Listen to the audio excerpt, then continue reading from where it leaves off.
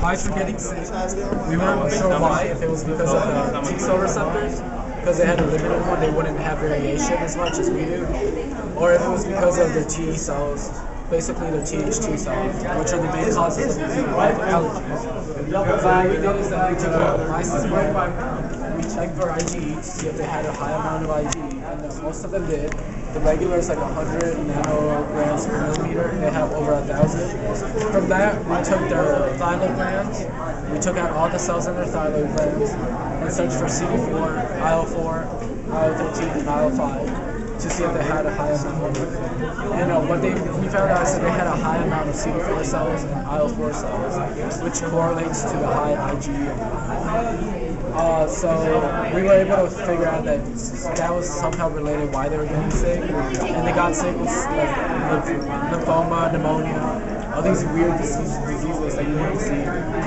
So that's basically what I did. After what I did and what I figured out, they were able to genetically engineer a mouse with that same T cell receptor, and if it got sick, it was because of the T cell receptor, and that's what they were associated.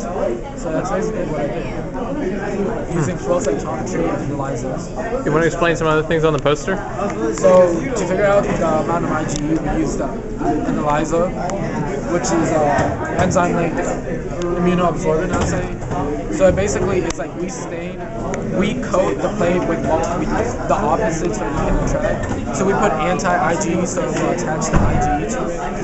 And then we ran into a machine that would check the dye. So if it was more concentrated, obviously it would be darker. Compared to having less, it'll have nothing at all, or a very small amount of tint. And that's how we figured out the IgE. To figure out the flow, if they had CD4 and alpha, we used specific proteins that attach to with dyes at the end. So once they went through the flow cytometry machine, inside it has different colored lasers that will shoot. And if it recognized that color, it will separate it into the different cells we had. From there, we were able to count if we had CD4 and IL-4. And this is just like, it correlates the amount of IgE with CD4 and B cells. So obviously the ones with the higher ones have there's a couple of outliers. I want this one. Yeah.